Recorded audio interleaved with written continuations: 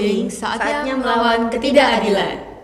Perkenalkan, saya Nida. Dan saya Gis. Di sini kami dari kelompok 2 PDB 72 lagi kedatangan tamu spesial nih, yaitu Bu Valina dari Fakultas Psikologi Universitas Airlangga. Mungkin kepada Bu Valina bisa menyapa penonton terlebih dahulu, Ibu.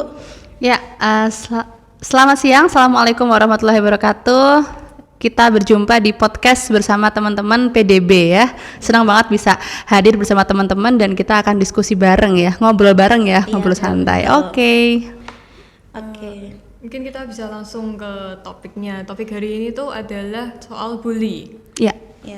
Mungkin bisa saya langsung buka aja, Bu ya. Jadi di sini kami tuh akan berbicara dan berdiskusi atau sharing ringan nih sama Bu Valina mengenai pembulian, terutama itu yang terjadi di lingkungan sekolah.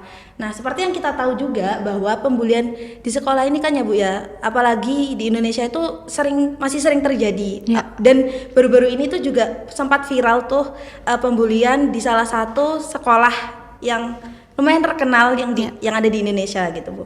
Dan berdasarkan data juga dari Federasi Serikat Guru Indonesia itu Bu, telah terjadi sekitar 30 kasus bullying pada tahun 2023 yang mana di sini tuh paling banyak terjadi tuh di tingkat SMP gitu Bu, sebanyak 50%. Jadi menurut Bu Valina, bagaimana pendapat Ibu soal bullying yang terjadi saat ini? Ya, kasus perundungan ya atau lebih dikenal bullying sebenarnya semakin meningkat dikarenakan kelalaian dari berbagai banyak pihak sih sebenarnya. Yang pertama, selain karena beberapa lembaga atau mungkin orang-orang yang punya kekuatan untuk memberikan sanksi menganggap bahwa ejekan atau manggil nama orang tua itu sebagai bercandaan. Nah, betul banget. Label inilah yang akhirnya membuat anak jadi ya udahlah namanya bercanda, padahal itu masuk kategori perundungan dalam aspek verbal ya kan, mengucapkan kata-kata kasar ya. Nah, tapi sayangnya beberapa pihak sekolah itu kurang kuat gitu memberikan sanksi yang membuat efek jera gitu. Tapi tentu bukan hanya dari pihak sekolah aja yang salah ya, tapi juga dari bagaimana anak itu dibesarkan ya. Kenapa anak bisa melakukan perundungan itu kan sebenarnya harus cari tahu masalahnya apa, sebabnya apa yang terjadi di lingkungan rumah sampai dia mungkin mengucapkan kata-kata kasar ya, atau mungkin memanggil nama orang tua atau mungkin menendang. Nah, kira-kira apa yang dilihat sampai dia melakukan perilaku menendang dan sebagainya, itu kan berarti yang harus dipantau. Dan betul meningkat dan juga sering terjadi di case remaja tadi yang seperti teman-teman bilang. Karena apa? Di fase remaja sebenarnya anak-anak itu mulai merasakan rasa penasaran yang tinggi, ingin mencoba ini itu ya. Kemudian relasi dengan orang tua sedikit berkurang dibandingkan di fase sebelumnya, di fase anak-anak. Artinya remaja menghabiskan waktu lebih banyak dengan rekan sebayanya dan ia akan berperilaku sesuai dengan apa yang selama ini dibiasakan. Jadi ketika dibiasakan dengan hal-hal seperti itu, atau mungkin juga salah pergaulan ya, dan juga lingkungan sekitar juga memberikan contoh yang mengarah pada perundungan, ya akhirnya outputnya, luarannya juga berbentuk perundungan. Itu mungkin itu kan kayak lebih ini ya Bu ya, pengaruh dari lingkungan sendiri. Nah, kalau semisal ada penurunan sifat dari orang tua itu, apakah mungkin ada pengaruhnya terhadap terjadinya pembulian Bu? Oke, mungkin Nida belajar ya di kepribadian ya, betul, bahwa kepribadian itu kan sebenarnya kombinasi antara faktor-faktor genetik dengan apa yang terjadi di lingkungan. Masalahnya kalau kita bicara soal perundungan, sebenarnya ada karakter ya, traits ya, yang mungkin memang menurun dari faktor genetik, tapi keilmuan saya tidak membahas seberapa persen faktor genetik berpengaruh terhadap perilaku individu, termasuk perilaku perundungan. Tapi yang nyata kalau berdasarkan riset, memang bagaimana lingkungan memberikan nuansa pada anak itu akan membentuk bagaimana dirinya kelak gitu. Nah itu makanya faktor lingkungan lebih sering dibahas karena faktor lingkungan lah yang bisa diusahakan. Karena kan kita nggak bisa mengatur genetik kan, tapi kita bisa mengatur bagaimana menumbuhkan lingkungan yang sehat, lingkungan yang ramah, lingkungan yang lembut kepada anak supaya outputnya juga baik seperti itu. Baik Bu. Terus kan salah satu faktornya kan lingkungan. Itu Ya. apakah konten yang mereka konsumsi itu kan juga pastinya termasuk salah satu apa yang membuat mereka merasa ingin melakukan bully. Itu ada nggak ya cara buat Mengurangi.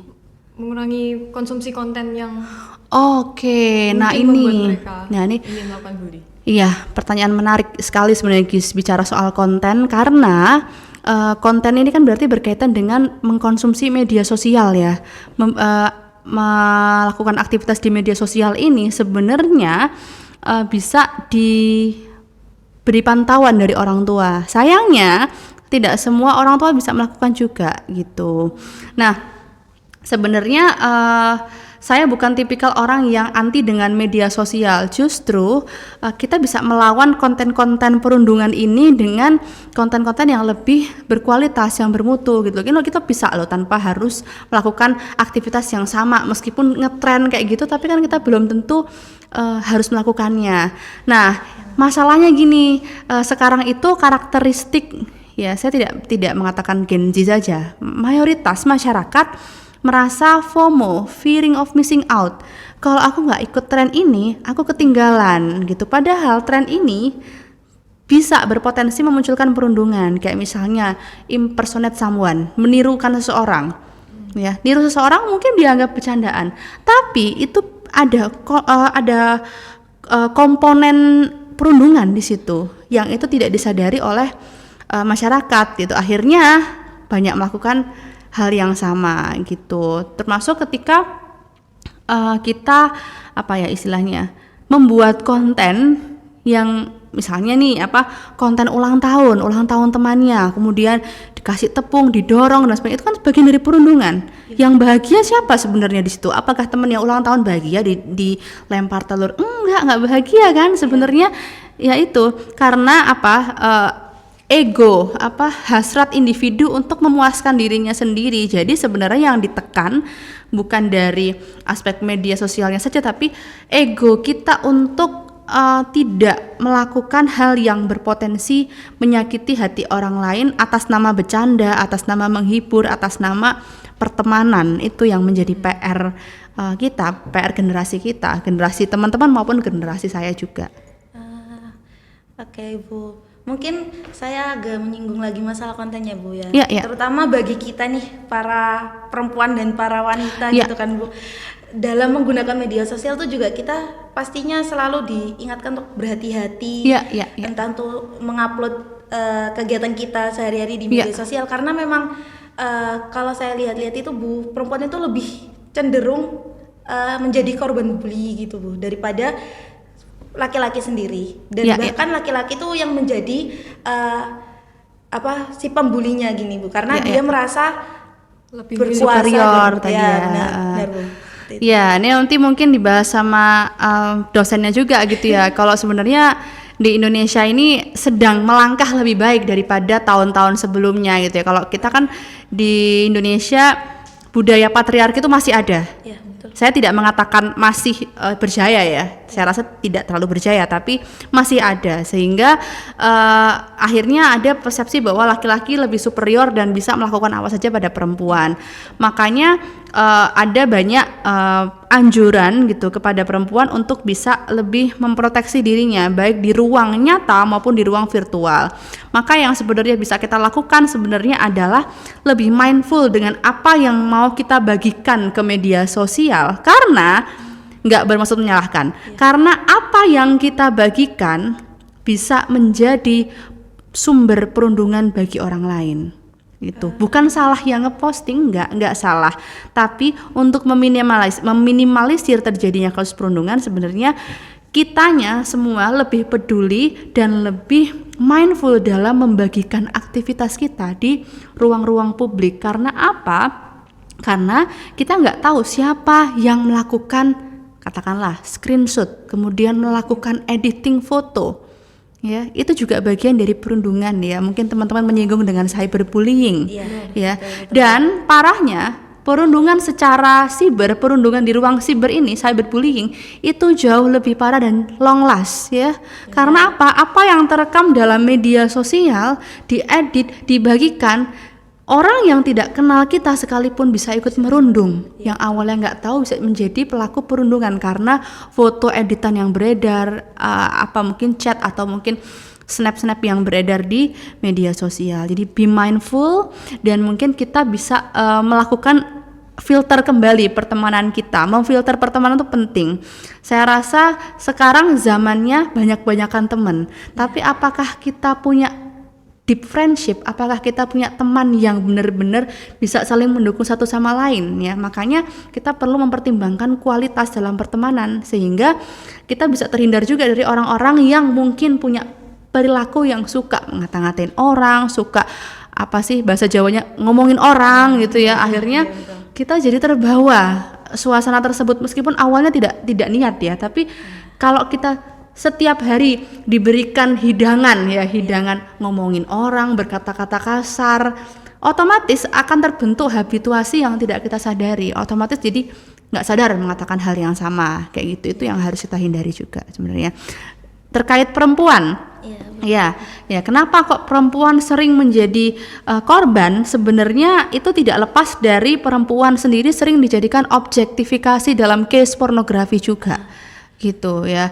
Ketika ini belum ditekan atau belum diselesaikan, belum dituntaskan juga, sebenarnya peluang perempuan menjadi korban bullying itu tetap lebih besar gitu ya. Kalau tadi kamu bilang sepertinya perempuan lebih sering menjadi korban, bukan sepertinya lagi gitu. Kalau berdasarkan hasil riset memang perempuan punya prevalensi lebih tinggi menjadi korban gitu. Maka kita harus yakin, harus menjaga diri baik-baik gitu ya. Ruang virtual tuh bukan ruang untuk kita membagikan muanya adalah kehidupan personal kita, tapi ruang untuk kita mengembangkan diri dan punya boundaries yang jelas. Siapa orang-orang yang berhak melihat diri kita, siapa orang-orang yang sebaiknya tidak perlu mendapatkan informasi tentang diri kita, termasuk bijak menggunakan close friend juga gitu ya. Gitu.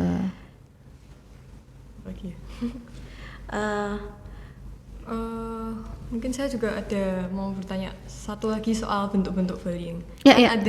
Kan tadi kan sudah di-mention soal bullying secara fisik seperti menendang, lalu verbal itu ada kayak memanggil nama orang tua. Terus saya tuh penasaran sama bentuk-bentuk bullying yang sosial.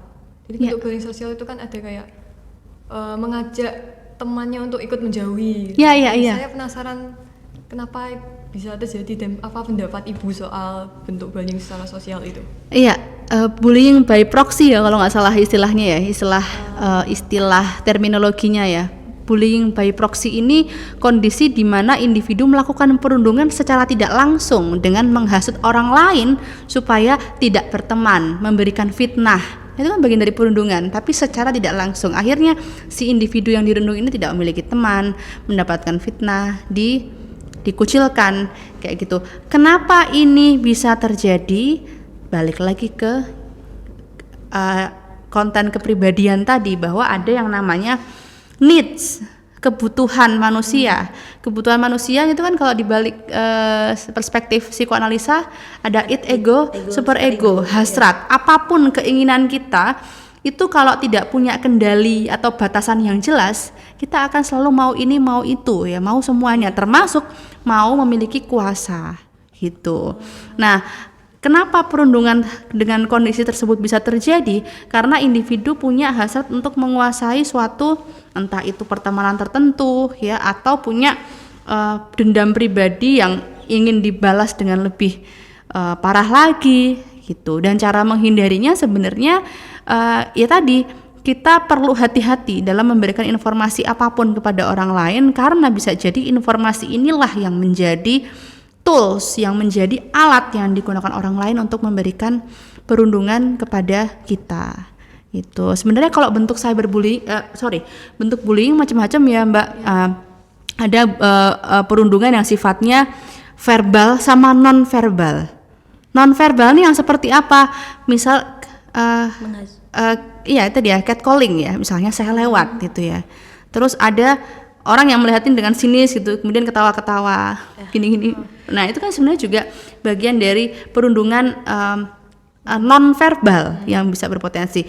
Terus sebenarnya ada banyak ini ya alternatif ya supaya tidak terjadi. Sebenarnya sulit ya kalau kita maksa atau untuk mereka untuk tidak melakukan hal tersebut, tapi kita bisa menjaga diri supaya misalnya tidak melewati area-area yang mungkin berbahaya ya, mengatur dengan siapa kita berteman, tidak berjalan sendirian. Nah itu ya, itu beberapa hal yang bisa kita kendalikan dari perundungan gitu. Kalau bicara soal polisi maksudnya kebijakan ya, mohon maaf, polisi kebijakan, sebenarnya pihak sekolah itu perlu berkoordinasi dengan orang tua juga gitu, karena seringkali sanksinya tuh tidak memberikan efek jerah. Sanksinya bahkan kalian kalau melihat video-video di ini ya yang beredar gitu, enggak Bu, itu anaknya cuma bercanda gitu, padahal ditendang dadanya sampai ada masalah jantung. Ternyata dia dari riwayat jantung dan akhirnya jadi masuk rumah sakit. Itu bukan bercanda, itu sudah kekerasan arahnya gitu. Nah itu makanya perlu ada sanksi yang jera dari pihak sekolah, dan tentunya ada aturan tertulis dan harus taat pada aturan itu supaya tidak muncul kasus perundungan-perundungan yang lain. Sosialisasi ya, kalau misalnya sekarang lagi banjir konten-konten negatif, ya saatnya generasi kita meramaikan dengan konten-konten yang jauh lebih positif, termasuk kalian memberikan psikoedukasi terkait bagaimana mencegah bullying, bagaimana stop bullying gitu ya tadi ya. Oke. Mau nikah. Udah. Nah, jadi untuk sesi yang kali ini mungkin kita cukupkan sampai sini aja dulu ya Bu ya. Oke.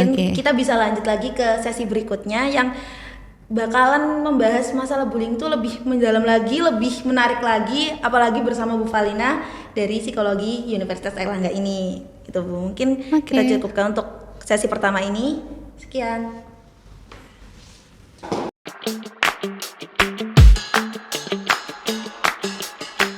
Sayang sekali ya komentar seperti itu ya, karena menurut saya ketika kita menjustifikasi generasi sekarang itu generasi menye-menye, generasi yang lemah, generasi yang tidak berdaya, mau dibandingkan sama siapa dulu gitu. Karena kalau dibandingkan dengan generasi dulu, tantangannya juga tidak sejahat sekarang gitu ya. Tantangannya dulu ya sudah, kita berhadapan dengan orang-orang yang kita temui secara langsung, ya otomatis peluang munculnya perundungan tidak lebih besar dibandingkan sekarang gitu. Orang bisa merundung orang yang tidak dikenal sekalipun gitu. Makanya saya tidak sepakat dengan statement itu. Namun